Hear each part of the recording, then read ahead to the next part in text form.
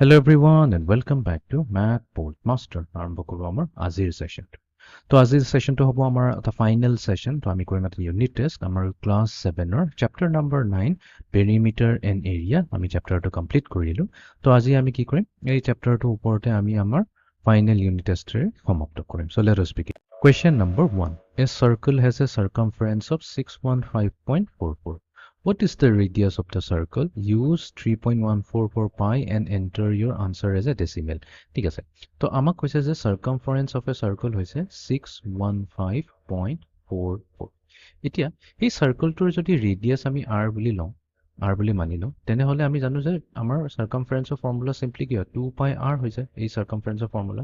তো এটুকে আমি তো ক'ব পাৰিম এটু হৈছে 615.44 Okay, আমাক ওলাব দিছে ৰেডিয়াস তো আমি কি কৰিম both sides 2 pi ৰে ডিভাইড কৰি দিম তো both sides 2 pi ৰে ডিভাইড কৰিলে তাতে কি হ'ব এই 2 pi কেনসেল হৈ গ'ল আমাক দিব লেফট সাইডে r তো এতিয়া আমি ইজিলি কি কৰিব পাৰিম r ভ্যালুটো ক্যালকুলেট কৰিব পাৰিম আমি সিম্পলি কি কৰিম 615.44 লম ডিভাইড কৰি দিম 2 আৰু pi ৰে এটা pi ভ্যালু আমাক ল'ব দিছে 3.14 তো আমি ইয়াত ল'ম 3.14 তো এইটো কাৰণে আমি ক্যালকুলেটৰ সহায় লৈ লম তো আমাৰ ক্যালকুলেটৰত আমি ল'ম আমাৰ ইয়াতে ভ্যালুটো ল'ম 615.44 615.44 whole divided by bracket of ভিতৰত আমাৰ থাকিব কি 2 multiply to 3.14 3.14 তো এটো কি দিছে 98 দিছে তো তাৰ মানে আমাৰ ৰেডিয়াস আহিছে 98 তো ইয়াতে আমি টাইপ কৰি দিম 98 ওকে এতিয়া আমি যাও নেক্সট কোৱেশ্চনটো লৈ ইয়াতে প্যাৰেলগ্ৰাম এটা দিছে আৰু কৈছে যে এই প্যাৰেলগ্ৰামটোৰ এৰিয়া হৈছে 40 unit square find the missing base তো ইয়াতে এই বেসটো ওলাব দিছে এতিয়া দেখাত লাগে কি এটো বেস কেনেকা হ'ব পাৰে তলৰটো বেস হ'ব পাৰে यस আমি জানো প্যাৰেলগ্ৰামৰ অপোজিট সাইডস ইকুৱেল হয় তাৰ মানে এটো যদি b হ'ব এটো b হ'ব হৈ গ'ল আমি বেসটো পাই গ'লো আমাৰ হাইট অলৰেডি দি আছে 5 আৰু আমাক এৰিয়া দিছে 40 এতিয়া প্যাৰেলগ্ৰামৰ এৰিয়া কি আছিল এৰিয়া আছিল equals to base multiply to height area already দিয়া আছে 40 বেস আমি নেজানো এটো উলিয়াব লাগে আৰু হাইটৰ ভ্যালু দিয়া আছে 5 তো এতিয়া ইয়াৰ প্ৰতি ইজিলি আমি b উলাই ল'ব পাৰিম এতিয়া b কি ভ্যালু হ'ব লাগিব such that এটো 5 ৰ লগত মাল্টিপ্লাই দিলে 40 দিব এটোটো আমি জানো 80 হ'ব 8 into 5 হৈছে 40 তো আমাৰ বেস হৈ যাব ইয়াতে ইকুৱেলস টু 8 তো আমি ইয়াতে 8 লিখি দিম ওকে এতিয়া আমি যাও থাৰ্ড নম্বৰ কোৱেশ্চনটো লৈ কোৱেশ্চন নম্বৰ 3 ইয়াতে কৈছে যে এটা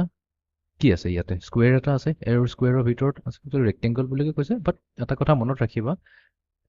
all squares are rectangles ঠিক আছে তো ইয়াতে আমাক এটা ৰেক্টেংগল এটা দিছে আৰু ৰেক্টেংগলৰ ভিতৰত এটা সাৰ্কেল এটা সোমাই আছে যাৰ ৰেডিয়াস হৈছে 1 cm আমাক কৈছে ইয়াৰ শেডেড ৰিজনটো উলিয়াব লাগে তাৰমানে তাৰ এৰিয়া ওলাব লাগে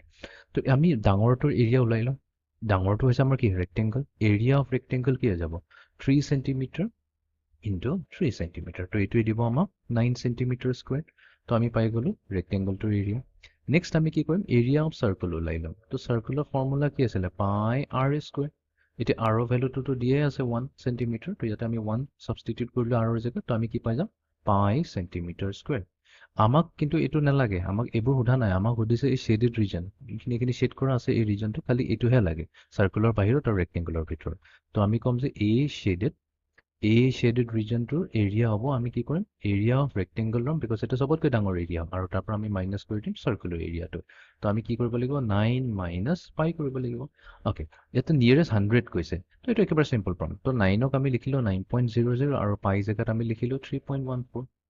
ঠিক আছে এটোৱে কি দিব আমাৰ এফালে হেগল 86 আৰু এফালে হেগল আমাৰ 8 minus 3 মানে 5.86 হৈ যাব আমাৰ ফাইনেল আনসাৰ 5.86 5.86 Okay, এতিয়া আমি যাম fourth number question to লৈ Look at the image below. আৰু এই ইমেজটো কি এটা প্যাৰেলগ্ৰাম হয় আমাক সুধিছে এই প্যাৰেলগ্ৰামটোৰ এৰিয়া কিমান হ'ব একেবাৰে সিম্পল প্ৰবলেম এই প্যাৰেলগ্ৰামৰ আমি এৰিয়া কি হ'ব ইকুৱেলস টু বেস ইনটু হাইট এতিয়া ইয়াৰ বেসটো কিমান হয় এটো হৈছে ইয়াৰ বেস বাট এটো দিয়া নাই এই ওপৰতে দিছে বাট প্ৰবলেম নাই এটো যদি 9 হয় এটো 9 হ'বই লাগিব তো বেস পাই গলো আমি 9 আৰু ইয়াতে হাইট কিমান আছে 6 so 9 into 6 কিমান হ'ল 54 তো তাৰমানে ইয়াৰ এৰিয়া হৈ যাব 54 স্কয়াৰ ইউনিট এতিয়া এই বস্তুটো দৰকাৰি নাই এই ইনফৰমেশনটো এটো আমাক কনফিউজ কৰিবৰ কাৰণে দিছে ঠিক আছে তো আমাক খালি বেস লাগে যোনটো হৈছে 9 এন্ড হাইট মাল্টিপ্লাই কৰিলে আমি পাই যাম 54 square unit okay next problem আমাক সুধিছে এই ট্ৰায়াঙ্গলটোৰ এৰিয়া কি হ'ব নহয় ট্ৰায়াঙ্গলটোৰ এৰিয়া দিয়া আছে এটো হৈছে 22 ইউনিট স্কয়াৰ আৰু আমাক মিসিং লেংথ ওলাব দিছে মানে এই বেস x টো ওলাব দিছে এতিয়া আমি এৰিয়া অফ এ ট্ৰায়াঙ্গল জানো কি হয় হাফ ইনটু বেস কিমান আছে x আৰু ইয়াৰ altitude এইটো হৈছে ইয়াৰ হাইটটো এইটো হৈছে 4 এৰিয়া দিয়া আছে 22 so 22 equals to half multiplied to x multiplied to 4 এতিয়া 2 1s are 2 2 2s are 4 তাৰমানে আমাৰ তাত কি থাকিলে 22 equals to 2x থাকিলে বা আমি 2x equals to 22 কওঁ একেই কথা তো x ৰ ভ্যালু কি হৈ যাব 22 divided by 2 আমি পাই যাম 11 তো আমাৰ যেটো এই মিসিং বেস হৈছে এই বেসটোৰ ভ্যালু হৈছে 11 okay next question look at the image below what is the area of the triangle very interesting question a triangle to area কি হ'ব আমাক এটো দিছে প্ৰথমতে তো আমি আইডেন্টিফাই কৰিব লাগিব বেস কোনটো হ'ব ইয়াত দুটা সাইড দিছে 7 দিছে 2 দিছে এইটো সাইডটো দিয়া বেস এটোৱে হ'ব যোনটো হাইটে এটা লাইন এটা এনেকা এটা লাইন যোনটো বেসৰ লগত হদাই 90 ডিগ্ৰী বনায় তো আমি দেখাই পাইছো এই লাইনটোৱে কি কৰিছে একচুয়ালি 2 লগত 90 ডিগ্ৰী বনাইছে ঠিক আছে তো আমি এটো একচুয়ালি এনেকা কৈ চাব পাৰো এইটো হৈছে আমাৰ সিলিং এইটো আমাৰ সিলিং বস্তুটো উল্টা কৈ আছে এই সিলিংটো আমি উল্টা কৈ আছে আৰু তাৰ বেসটো তলত আছে তো এই সিলিংৰ পৰা আমি যদি এটা পাৰপেন্ডিকুলাৰ ড্ৰ কৰো হদাই বেসৰ লগতে 90 ডিগ্ৰী বনায় তো তাৰ মানে এইটো হৈ গৈছে আমাৰ বেস আৰু এইটো হৈ গৈছে আমাৰ হাইট এতিয়া আমাক ট্ৰায়াঙ্গলৰ এৰিয়া ওলাব দিছে half into base into base আছে আমাৰ 2 হাফ ইনটু 2 ইনটু 5 ঠিক আছে হাফ ইনটু 2 ইনটু 5 তো এইটো কি হ'ব 10/2 মানে হৈ গৈছে 5 তো তাৰ মানে আমাৰ এৰিয়া হৈ যাব 5 ইউনিট স্কয়াৰ যাতে আমি 5 টাইপ কৰি চেক কৰিম ওকে যাতে এই 7 টো নালাগে ঠিক আছে নেক্সট কোৱেশ্চনত দিছে find the area of a circle with diameter of 16 এটা সাৰ্কুলৰ ডায়ামিটাৰ 16 দিয়া আছে তো তেনেহলে এই সাৰ্কেলটোৰ এৰিয়া কি হ'ব তো ডায়ামিটাৰ যদি 16 হয় তো আমি তো জানো ডায়ামিটাৰ 2 টাইমছ দ্য ৰেডিয়াস হয় তেনেহলে ৰেডিয়াস কি হৈ যাব 16/2 হৈ যাব তো এইটো দিলে আমাক 8 সেন্টিমিটাৰ একচুয়ালি ইউনিটটো দিয়া নাই ইয়াতে 8 বুলিকে কম তো আমাৰ ৰেডিয়াস হৈছে 8 এতিয়া ৰেডিয়াস যদি 8 হয় তেনেহলে এৰিয়া কি হ'ব এৰিয়াত কোনো প্ৰবলেমই নাই আমি ডাইৰেক্টলি কি কৰিম এৰিয়া ইকুৱেলছ টু পাই r স্কয়াৰ r ৰ জায়গাত যদি 8 দিটো এটো কি দিব 64 আৰু পাই টো অলৰেডি মাল্টিপ্লাই হৈছে 64 পাই তো ইয়াতে আমি টাইপ কৰি দিম 64 pi আচ্ছা pi টাইপ কৰিলে লগে লগে পাই লৈ লব okay next question Suppose the diameter of a circle is 4 units. What is its circumference? A very simple problem. That is circular diameter to koise etu hoise 4. Tenehole your circumference ki hobo? Okay.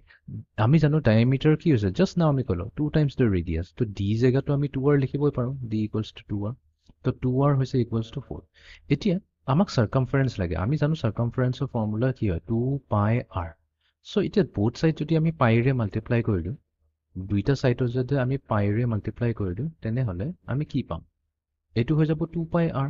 2 পাই r equals to 4 পাই নাই এটা 2 পাই r মানে তো কি হৈছে এটো সাৰ্কামফাৰেন্স হৈছে এটো কিটো আমাৰ হৈছে তো আমাৰ আনসাৰ কি হৈ যাব সিম্পলি 4 পাই হৈ যাব তো ইয়াতে আমি লিখি দিম enter your answer as a decimal ঠিক আছে ডেসিমেল কৈছে তো আমি পাইছো 4 পাই তো 4 ইনটু পাই পাই জায়গাত আমি লম 3.14 তো আমি লম 12.56 তো এটো হৈ যাব আমাৰ 12.56 okay এতিয়া আমি যাও নেক্সট কোৱেশ্চন টু লৈ তো এই ট্ৰায়াঙ্গলটোৰ এৰিয়া ওলাব দিছে এটোনো কি ডাঙৰ কথা একেবাৰে সিম্পল অলপ আগতে আমি কৈছিলো যে এটো যদি আমাৰ সিলিং হৈ যায় সিলিংৰ পৰা এটা পাৰপেন্ডিকুলাৰ ড্ৰ কৰিছো তাৰমানে এটো হৈ যাব বেস আৰু এটো হৈ যাব আমাৰ হাইট তো এতিয়া আমাৰ উলিয়াব লাগে ইয়াৰ এৰিয়া তো এৰিয়া হৈ যাব হাফ বেস হৈছে 4 আৰু অল্টিটিউড হৈছে 10 সো 2 2 is 4 তো তাৰমানে 2 into 10 থাকিলে আমাৰ এৰিয়া যোনটো হৈ গল আমাৰ 20 তো এই ট্ৰায়াঙ্গলটোৰ এৰিয়া যাব 20 ওকে এতিয়া আমি যাও লাস্ট কোৱেশ্চনটো লৈ তো প্যাৰালেলোগ্ৰাম এটা দিছে এৰিয়া দিয়া আছে এই মিসিং হাইটটো ওলাব দিছে ওকে তো এটো যদি 6 হয় এটো 6 হ'ব এটো যদি 5 হয় এই সাইডটো 5 হ'ব বাট আমাক 5 টো নালাগে আমাক অকল এই বেসটোৱে লাগে বিকজ বেস হৈছে আমাৰ 6 হাইট আমি নেজানো